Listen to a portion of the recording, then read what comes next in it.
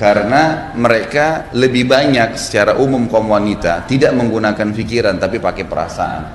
Saya sudah pernah kasih contoh. Kaum laki-laki itu kalau mau beli baju, masuk ke toko, terus pesan nih, atau lihat cocok baju, dia mau beli besok deh, terus dia datang, tokonya bilang udah nggak ada, udah laku. Oh ya udah, ganti baju lain, udah nggak ada masalah bagi dia. Tapi kalau ibu-ibu datang, pesan baju, datang sudah laku, kira-kira bagaimana?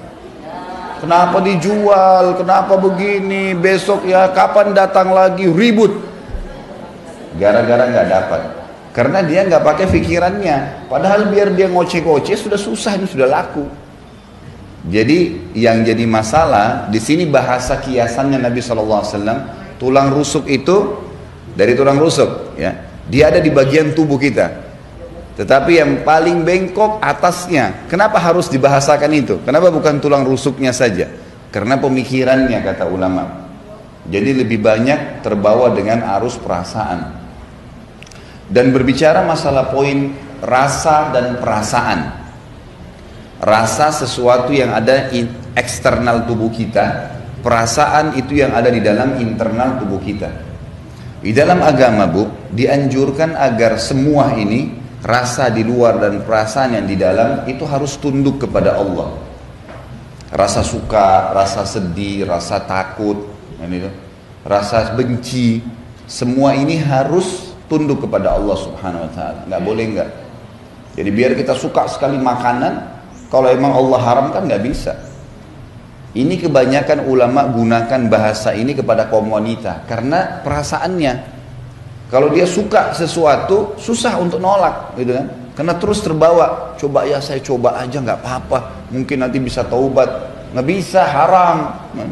Udah haram, gitu kan? Nggak bisa lagi dicari. Nggak bisa negosiasi. Ini nggak bisa. Gitu. Dan saya sudah jelaskan juga itu hari dalam mendidik anak wanita, usahakan tidak banyak mengajak musyawarah. Jangan ajak banyak musyawarah. Langsung to the point. Kamu pakai baju ini, ibunya gituin.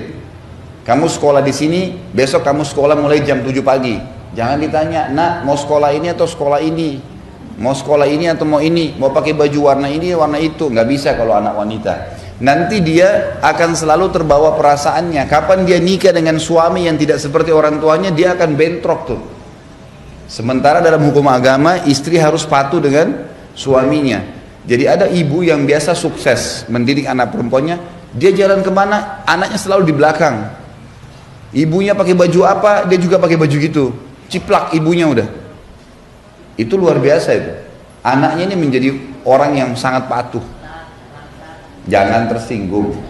Jangan bawa bayangkan tak perasaan. Saya bicara hukum. Saya bicara masalah hukum. Hah?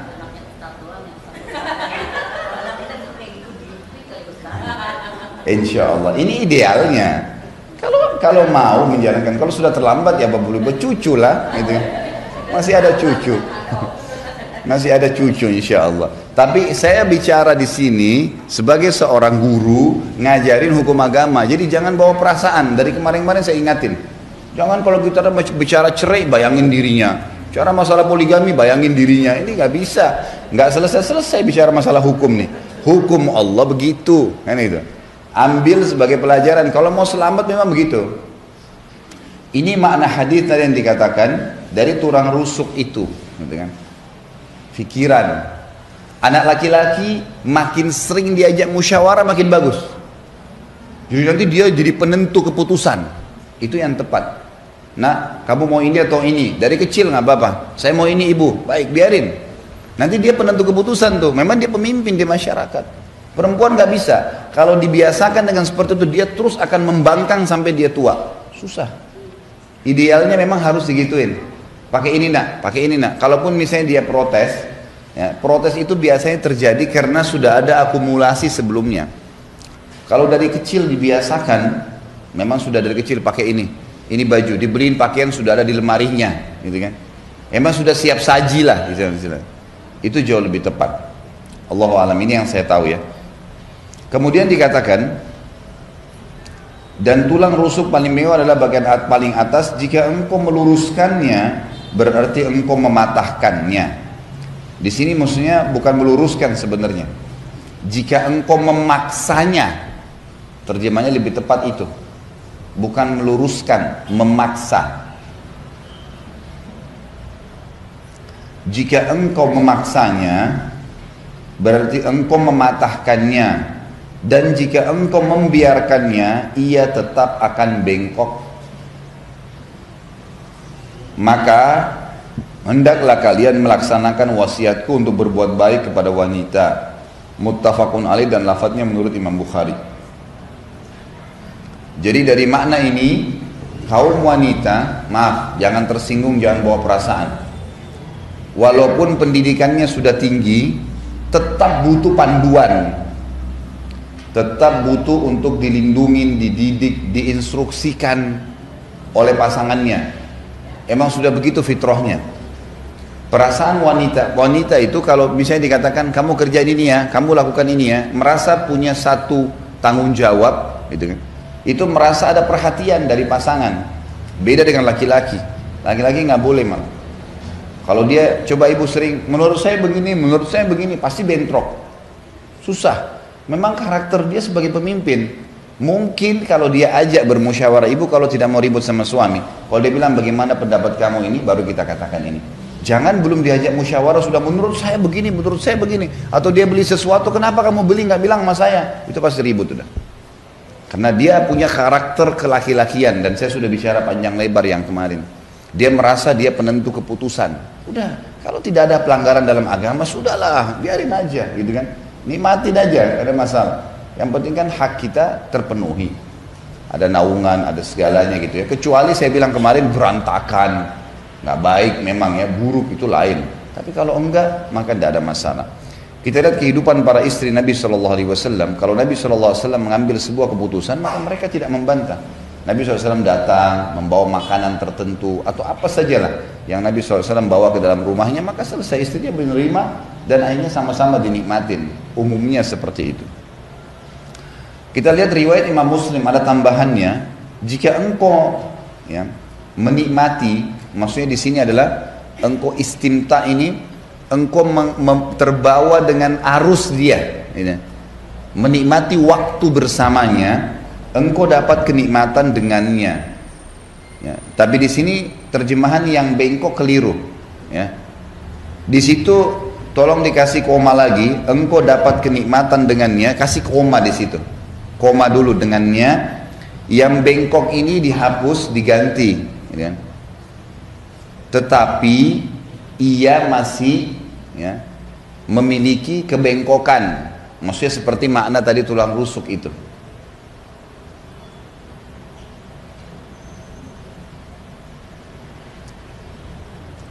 Jadi yang dimaksud adalah kalau seorang suami dia menikmatin waktu, duduk, ngobrol, bercanda, itu dia akan dapat kenikmatan dengan kaum wanita itu. Karena wanita memang suka untuk ngobrol, untuk ini, dan dia merasa itu sebuah perhatian. Tetapi Nabi ingatkan, padanya masih ada kebengkokan. Artinya bukan dengan kamu sudah ngobrol, sudah merasakan kenikmatan, lalu kamu lalai. Kamu anggap dia diberikan kewenangan untuk kepemimpinan, udah dia yang atur segalanya, itu nggak bisa. Tetap ada kebengkokan, kata Nabi SAW. Tetap butuh panduan.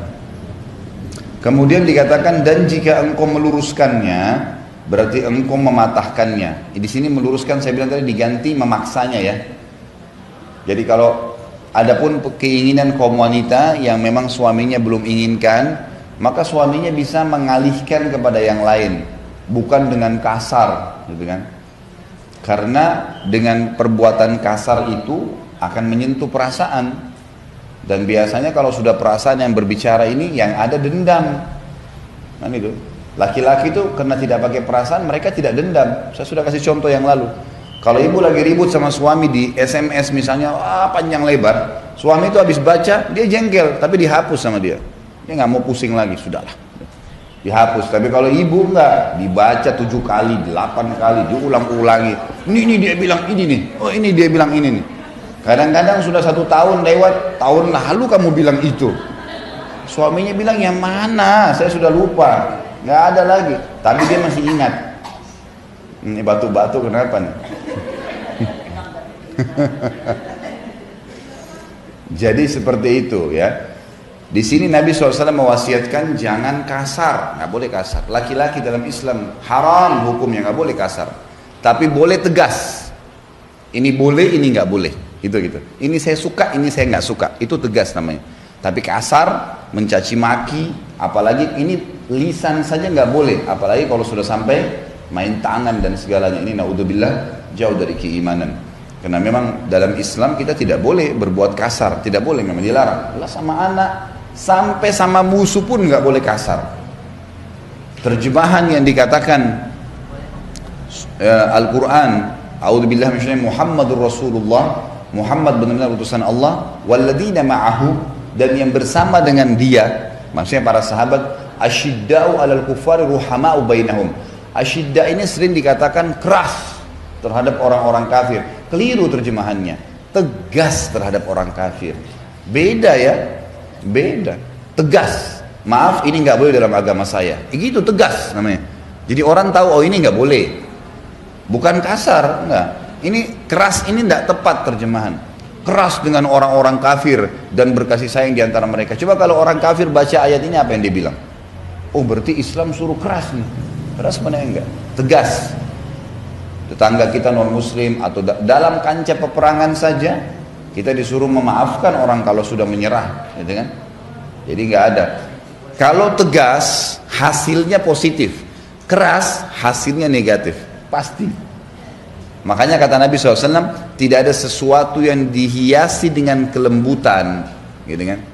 Dan tegas ini bisa masuk di sebuah keputusan yang memang butuh sesuatu yang tegas, atau dia masuk di lembut, bisa saja lembut, gitu kan?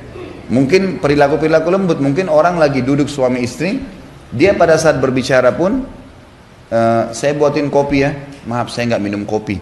Misal, itu sudah masuk dalam ketegasan, tapi dia masuk dalam kelembutan. Kalau keras nggak bisa masuk di lembut sama sekali, mustahil udah. Pasti akan mengubah tatapan mata, mengubah kata-kata yang diucapin. Anggota tubuh akan mengikuti semua kekerasan itu, kemudian hatinya akan rusak, nggak bisa. Makanya tidak boleh keras, tapi harus tegas. Di sini dikatakan, kalau engkau memaksanya, maka engkau akan mematahkannya, dan mematahkannya adalah menceraikannya. Artinya begini, kaum laki-laki harus paham. Udah biasa langganan perempuan sedikit tersentuh perasaannya ceraikan saya, udah biasa. Laki-laki harus paham, jangan diiyakan. Nanti besok dibeliin hadiah ketawa lagi, nyesel dia. Kenapa kemarin ucapin itu ya? Padahal kemarin sudah minta pulang, sudah minta begini. Makanya cerai di tangan laki-laki, karena laki-laki pakai akal pikiran, dia nggak mau tiba-tiba dengan hal sedikit sudah saya ceraikan kamu, nggak mau. Laki-laki itu kalau sudah dirongrong, pulangin saya, mungkin yang 70 kali dibilang, ya sudah kamu pulang deh kalau gitu. Tapi sudah sering diucapin, coba kalau baru satu kali, janganlah, untuk apa pulang, nasihatin, dilurusin. Memang begitu, kenapa pakai pikiran? Nah, jadi hal-hal mendasar seperti harus diketahui. Kata Nabi SAW, kalau engkau memaksanya dengan cara kasar, maka dengan cara tadi dikatakan memaksanya artinya menceraikannya. Sedikit salah ceraikan, langsung ceraikan, gitu kan? Kalau kamu ke rumah orang tua kamu, saya ceraikan kamu. Nah, ini nggak benar. Nabi SAW wasiatkan nggak boleh laki-laki seperti itu. Dan umumnya subhanallah fitrahnya, kalau ibu-ibu bisa review dari awal menikah, biasanya dari awal menikah, kecuali laki-laki ini keluar dari normalnya, memang dia punya sifat-sifat yang tidak baik sebelumnya. Tapi kalau dia masih normal saja di jalur walaupun tidak mengerti agama, fitrahnya itu penyayang, suka pemerhati. Memang sifatnya laki-laki seperti itu. Dia memang penaung. Nanti yang mengubah dia kebanyakan istrinya. Seringkali istrinya memulai ini, memulai itu, memulai yang hal-hal yang akhirnya membuat dia terus jenuh-jenuh, lama-lama puncaknya baru kemudian marah. Saya bilang ini yang normal. Tidak usah bayangkan suaminya ibu. Ini ilmu. Saya sedang bicara masalah ilmu. Idealnya dalam agama seperti itu dan umumnya di masyarakat seperti itu. Ya. Jadi di sini Nabi SAW dari hadis 1045 menjelaskan tentang pentingnya bergaul dengan cara baik kepada kaum wanita dan tidak buru-buru menceraikannya.